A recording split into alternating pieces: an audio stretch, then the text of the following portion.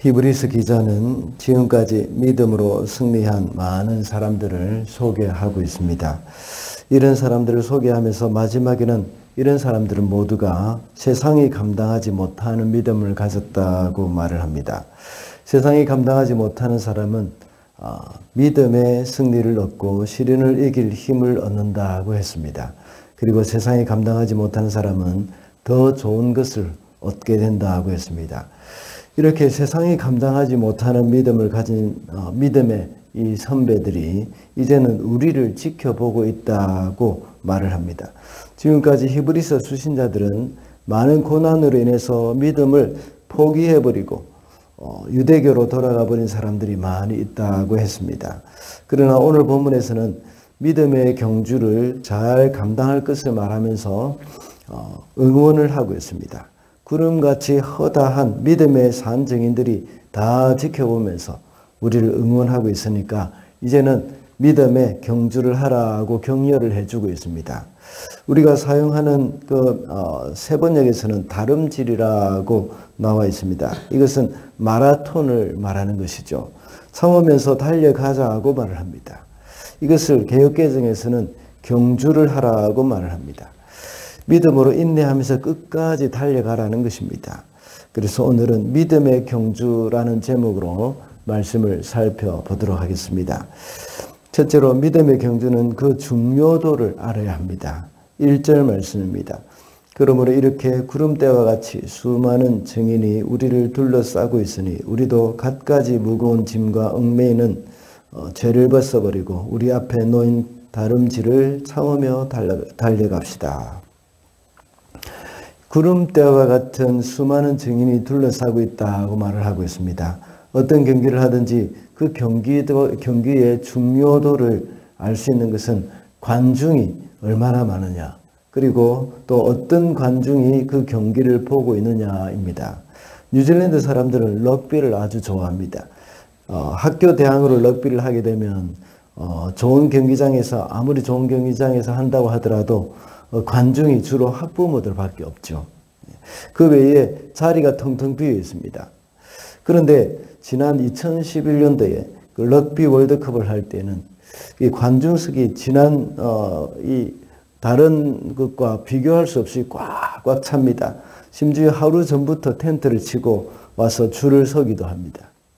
그 관중들도 굉장히 많을 뿐만 아니라 아주 중요한 프로팀 감독이나 또 럭비 클럽의 회장들이 와서 스카우트 해 가려고 선수들을 지켜봅니다. 그리고 방송국에서도 와서 촬영을 합니다. 그리고 국가 원수도 오는 경우도 있습니다. 그만큼 중요한 경기이기 때문이죠. 그런데 오늘 본문의 믿음의 경주에서는 구름대와 같은 관중들이 보고 있다고 말씀합니다. 그리고 관중들은 모두가 다 히브리서 11장에 나오는 그 믿음의 영웅들입니다. 지금까지 믿음의 경주에서 승리했던 그 베테랑들이 다 나와서 보고 있는 겁니다. 축구를 할 때도 보면 각 축구 클럽에서 레전드라고 하는 사람들이 있죠. 아주 유명하게 많은 기록들을 세우고 축구를 잘했던 사람들입니다. 그런 사람들은 중요한 축구 경기가 있으면 직접 가서 관람을 합니다. 그러나 그 숫자는 레전드이기 때문에 그렇게 많지는 않습니다. 그런데 믿음의 경주에서는 그 믿음의 영웅들이 믿음의 레전드라고 볼 수 있죠. 그들이 구름대와 같이 많이 와서 지켜보고 있습니다. 왜냐하면 그 경기는 그만큼 중요한 경기이기 때문입니다. 우리가 지금 하고 있는 그 믿음의 경주가 그만큼 중요하다는 것입니다. 그 사실을 아는 사람이라면 그 경기를 하는 가운데 대충 하지 않을 것입니다. 최선을 다해서 경기를 할 것입니다. 그러나 그 경기가 그리 중요하지 않다고 생각한다면 선수들은 그렇게 열심히 뛰지 않습니다. 괜히 중요하지도 않은 그 경기에 열심히 뛰다가 부상이라도 당하면 그때는 이제 시즌 아웃이 되는 것이죠. 그러나 선수들은 국가 원수가 관람하고 있다거나 또 클럽에 스카우트할 사람들이 보고 있다고 생각할 때에 혼신의 힘을 다하고 뜁니다. 그러나 우리가 하는 그렇기 때문에 우리가 하는 그 믿음의 경주는 그만큼 중요하다는 것을 알고 최선을 다해야 하는 것입니다. 둘째로 믿음의 경주는 바른 목표를 정해야 합니다. 2절과 3절입니다. 믿음의 창시자여 완성자이신 예수를 바라봅시다. 그는 자기 앞에 놓여 있는 기쁨을 내다보고서 부끄러움을 마음에 두지 않으시고 십자가를 참으셨습니다. 그리하여 그는 하나님의 보좌 오른쪽에 앉으셨습니다. 자기에 대한 죄인들의 이러한 반항을 참으신 분을 생각하십시오. 그리하면 여러분은 낙심하여 지치는 일이 없을 것입니다. 경기를 할 때에 목표를 분명하게 해야 합니다. 지난 부활주일 우리 학습 입교문답을 할 때에 우리 장로님이 질문하신 내용이 이런 내용입니다. 달리기가 빠른 사람과 느린 사람 있는데 보통 빠른 사람들이 다 이긴다고 생각을 합니다. 그런데 느린 사람이 이길 경우도 있습니다. 그 이유는 물론 토끼와 거북이 경주처럼 이 토끼와 같이 아주 자만에 빠진 경우도 있긴 있습니다. 그러나 목표를 잘못 정했을 때에 아무리 빨리 달리는 사람이라고 하더라도 그것은 지을 수밖에 없습니다. 빨리 달린다고 하더라도 거꾸로 달리게 되면 그렇다면 이길 수 없는 것이죠. 그와 같이 믿음의 경주를 할 때도 목표를 바로 잡아야 합니다. 그 목표는 바로 예수 그리스도입니다. 우리 주님을 목표로 해서 달려야 합니다.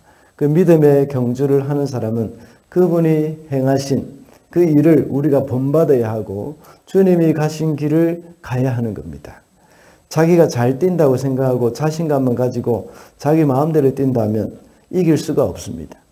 우리의 목표는 그리스도입니다. 우리 주님께서 주님의 그 장성한 분량이 충만한 데까지 이르는 것을 우리 성도들은 그것을 목표로 해야 하는 겁니다. 예수님은 인내하시고 십자가를 참으셨습니다. 우리도 주님과 같이 그렇게 해야 하는 것이죠. 그래서 1절에서는 무거운 짐과 얽매이기 쉬운 죄를 벗어버리고 참으면서 달려가자고 했습니다. 예수께서 바로 이렇게 하셨기 때문입니다. 그리고 3절에 보면 예수께서 자기에 대한 죄인들의 반항도 역시 참으셨다고 말씀하고 있습니다. 그렇게 할 때 믿음의 경주를 하는 우리도 역시 지치거나 낙심하지 않을 수도 있다 하는 것입니다. 우리 주님이 모든 부분에서 우리의 모범이 되시는 분이십니다. 특히 극심한 핍박 가운데 있는 그 초대교회 당시에 그들이 핍박을 당할 때마다 고난당하신 우리 주님을 생각할 때에 능히 그 어려움을 이겨나갈 수 있을 것이라는 것을 말씀하고 있습니다. 그러므로 우리도 역시 믿음의 주이신 예수 그리스도를 목표로 해서 믿음의 경주를 해야 하겠습니다. 마지막으로 믿음의 경주는 힘을 다해서 해야 합니다. 4절 말씀입니다. 여러분은 죄와 맞서서 싸우지만 아직 피를 흘리기까지 대항한 일은 없습니다. 히브리서 기자는 수신자들을 향해서 대단한 경고를 하고 있습니다. 지금까지 히브리서를 읽는 사람들은 죄와 그렇게 치열한 싸움까지 하지 않았다는 것을 책망하고 있습니다. 그래서 그들은 신앙생활을 하다가 힘이 드니까 다시 유대교로 돌아가 버리는 일들이 일어난 것입니다. 그들에게는 순교자가 한 명도 없었다는 것을 책망하고 있습니다. 믿음의 경주를 하는데 차지도 않고 덥지도 않을 정도로 하고 있는 것입니다. 요한계시록에 보면 라오디게아 교회가 덥지도 않고 차지도 않는 것에 대해서 주님이 책망하셨습니다. 이 말은 차가워도 된다는 말이 아니죠. 뜨겁지 못하여서 미지근한 신앙에 대해서 이렇게 책망하는 말씀입니다. 믿음의 경주도 역시 이렇게 대충 하는 것이 아닙니다. 대충 몸을 아껴가면서 할 수 있는 그러한 것이 아니라는 것이죠. 목숨을 걸고 해야 하는 것이 믿음의 경주입니다. 그리고 나서 5절 이하에는 하나님의 징계에 대해서 말씀하고 있습니다. 이렇게 고난을 참아내야 하고 충분히 참아낼 수 있는 또 다른 이유를 제시하는데 그것은 하나님께서 성도를 종이 아니라 아들로 대하시기 때문이라는 겁니다. 성도들이 당하는 고난이나 시련은 사랑하는 자녀들을 향한 아버지 되신 하나님의 훈련 과정이라는 말씀입니다. 그러므로 우리에게 있는 믿음의 경주는 여러 가지 시련 가운데서도 피 흘리기까지 힘을 다해서 있는 힘을 다해서 감당해야 한다는 것입니다. 말씀을 맺겠습니다. 오늘은 믿음의 경주라는 제목으로 말씀을 살펴봤습니다. 믿음의 경주를 하는 것은 우리 성도들에게 굉장한 중요한 것임을 기억해야 하고 예수 그리스도라는 그런 바른 목표를 잡고 피 흘리기까지 있는 힘을 다해서 감당해야 한다는 것을 기억해야 하겠습니다. 그래서 오늘도 믿음의 경주에서 승리하는 저와 여러분이 되시기를 바랍니다.